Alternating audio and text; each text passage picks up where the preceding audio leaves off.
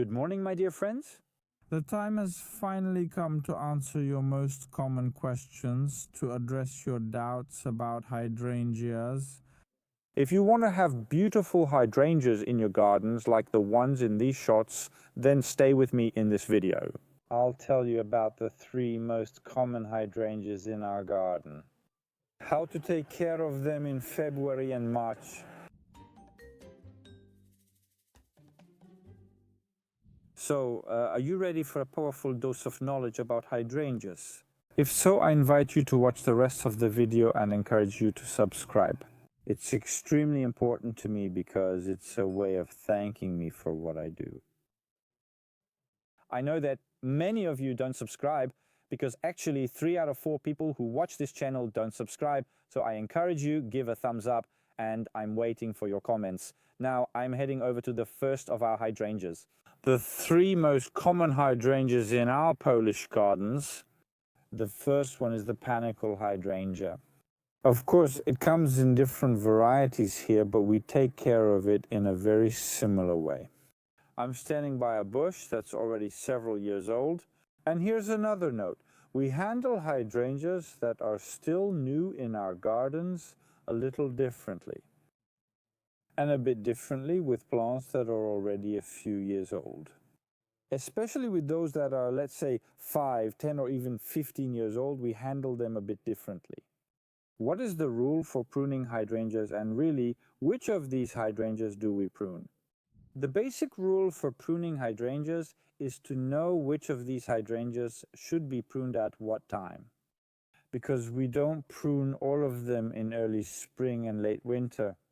The ones we prune during this period, that is, at the end of February and the beginning of March, are Panicle hydrangeas.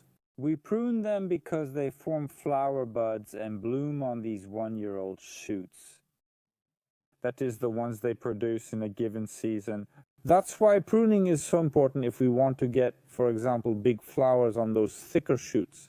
If that's our intention, to have very large flowers, and we have Panicle hydrangeas, then we should prune them.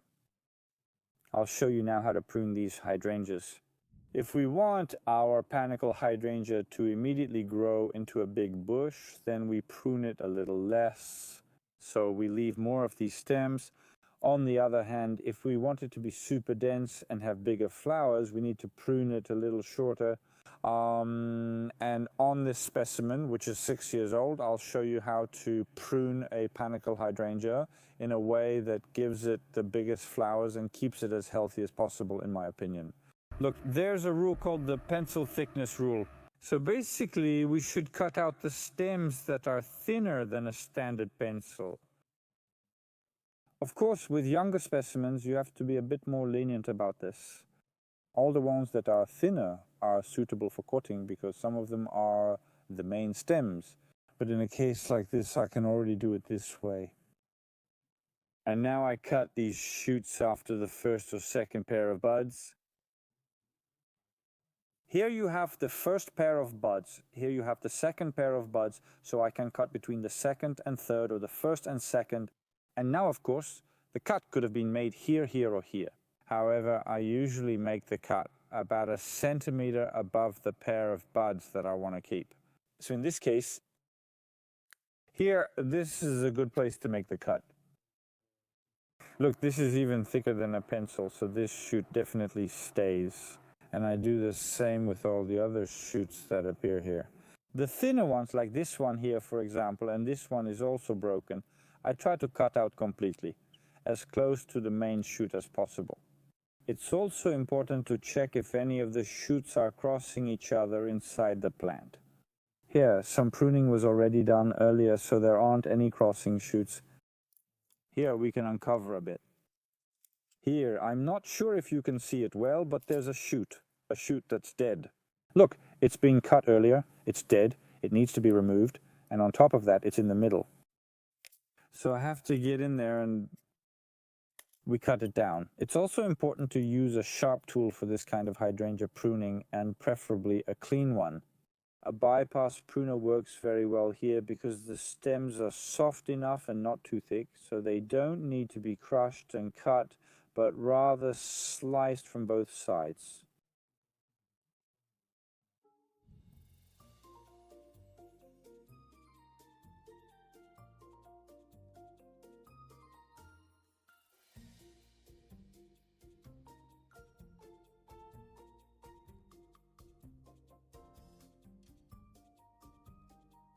If a stem, for example, crosses here with this particular stem, I either cut it out or leave the one that is better for me. Well, there are two options, so in this case, I'll cut it out here. Take a look. And I do the same with this one that comes up to the thicker one here. I can actually cut this one out as well. I leave the main ones, meaning the one that's actually thinner than a pencil, the one that's about the size of a pencil, and the one that's thicker. However, for the one that's thicker, I'll leave 2 pairs of buds. So I cut it, or I could even leave 3. Oh, I'll leave 3 to make the plant a bit bigger. I'll trim this one. Here I also leave 2, and here I already have a sequence. If I cut this now, here I have a sequence that's actually cleaned up. Here's an older shoot that's in the middle. I'm cutting it out. I don't need it here. I'm shortening and cleaning this one. I could cut the one growing inward, but I'm leaving it. Look. Like this one here. All right. Here we'll leave him with 2 buds. Here's one growing from the center, the one passing through the middle. I'll try it. To cut. Here I leave him with 1 pair of buds because maybe he'll shoot up here this spring and then he won't spread to the sides. So this whole sequence here is basically already done. Here you go. Here you have it prepared. This part of the hydrangea. It's ready for this. So it started to grow new shoots in the spring.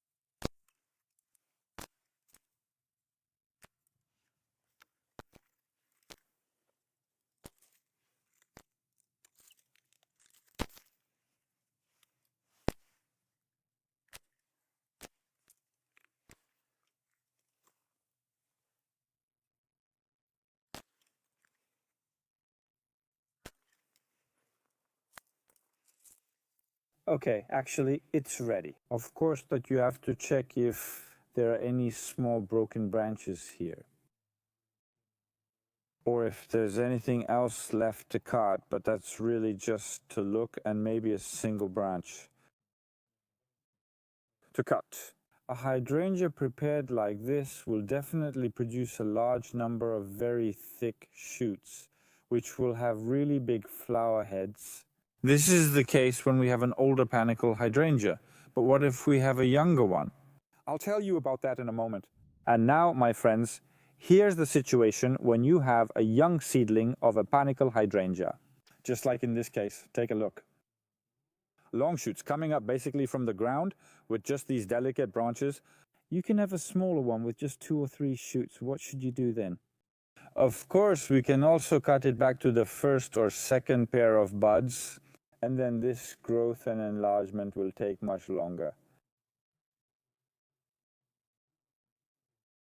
However, we can also prune it, let's say, after the third pair of buds. If we prune after the third pair of buds, 1, 2, 3, here, well, it will gain a bit of height. But remember that we can also prune it in such a way that we cut the middle ones after the third pair, while the outer ones we cut after the second pair of buds. So for example, here. And then this will make sure we don't lose width. It will branch out here, while at the top we'll have an increasingly bigger hydrangea.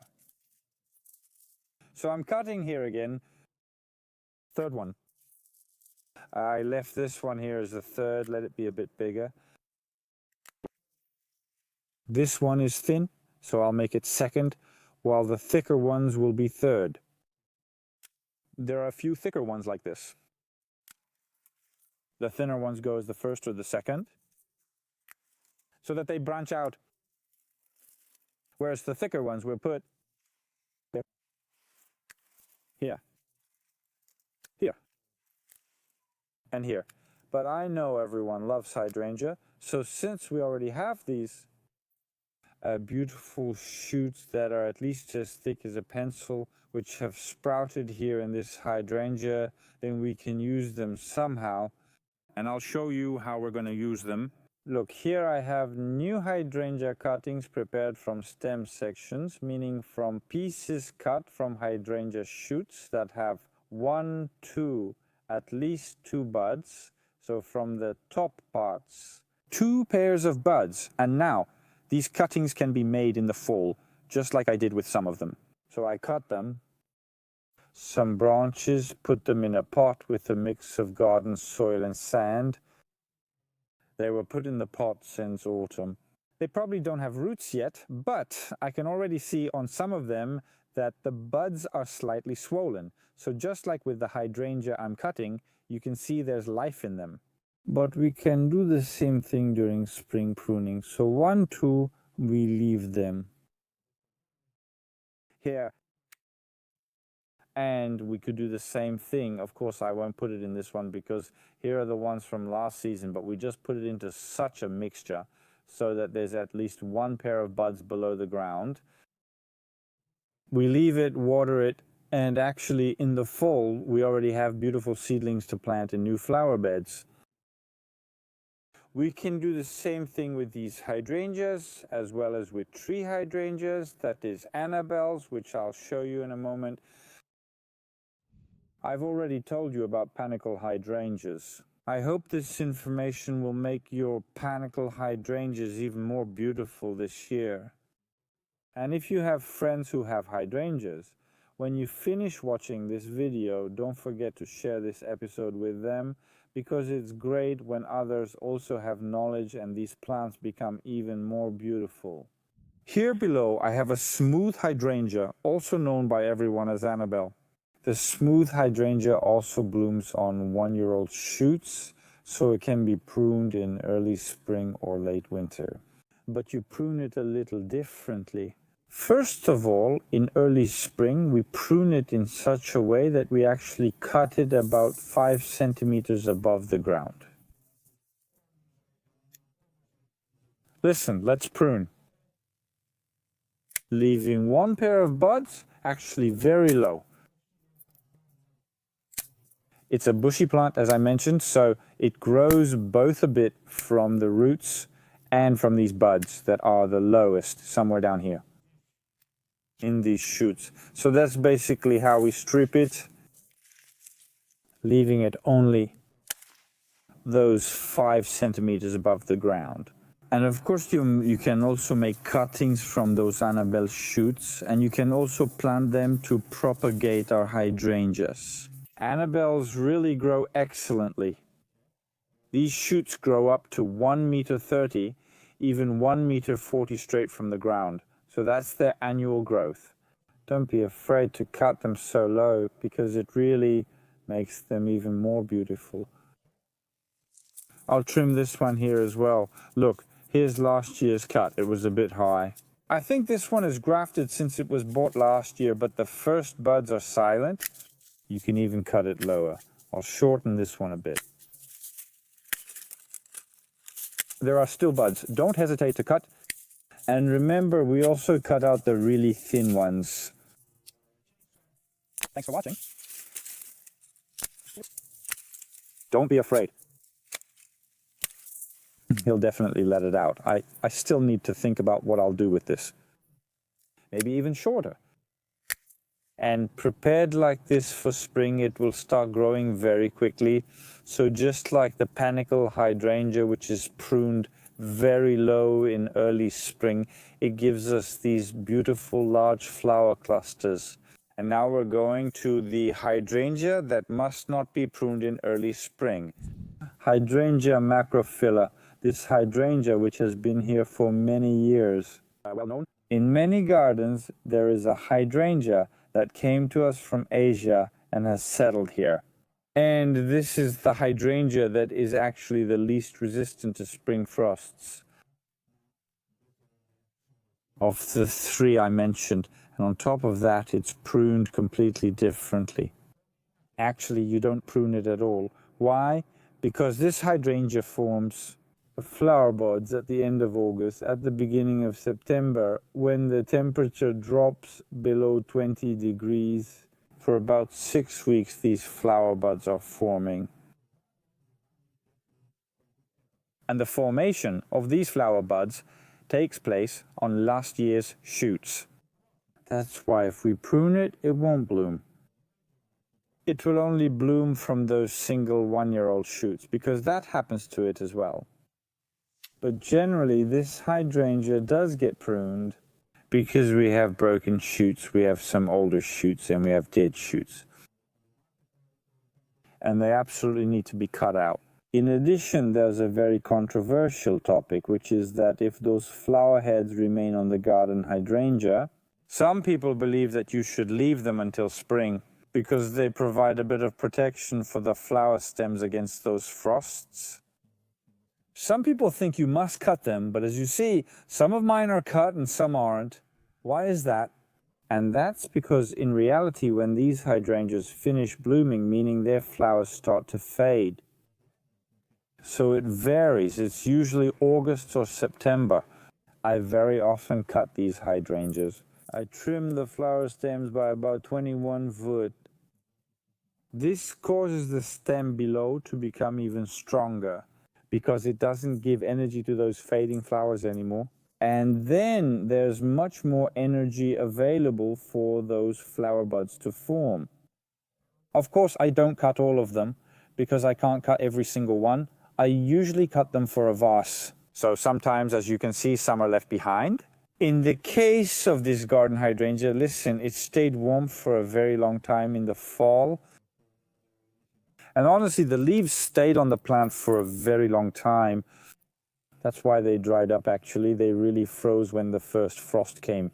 They didn't have time to dry out and didn't fall off those stems. As you can see here, these flower buds, look, you can already see a bit of green here. These are already flower buds or just leaf buds, because at this point we can't tell yet. But they're already green, and it's the same with these lower buds. In February, they're often not this green yet. It's only in March that they start to swell and begin to develop. And that's why you need to pay attention to them during those spring frosts. And that's why those shoots aren't there. We only cut out the dead ones and those that have dried out. I'll take a closer look. Look, a white shoot. It's actually already dry somewhere down here at the bottom, and I can cut this shoot out.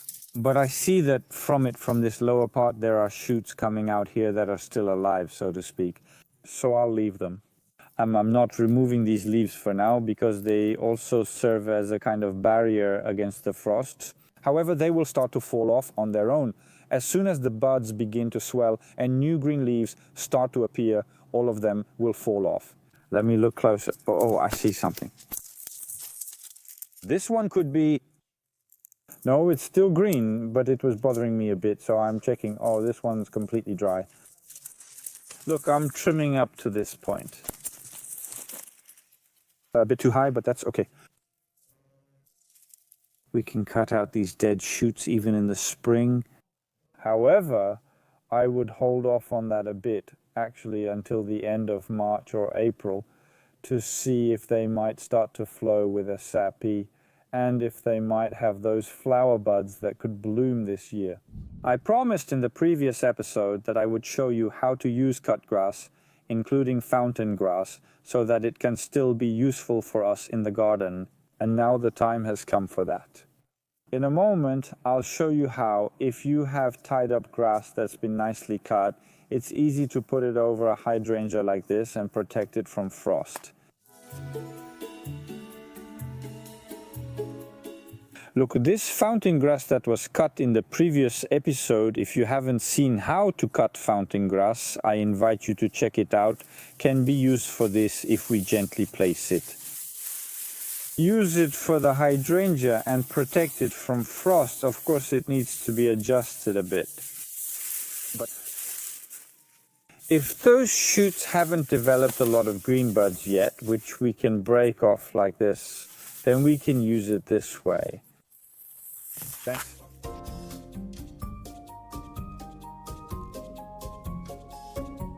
I hope that the few pieces of information I shared with you about hydrangeas will be enough for your hydrangeas to be beautiful this year and in the years to come. And if not, let me know in the comments if you would like to read more about hydrangeas like these, because I'm planning to make an ebook about hydrangeas.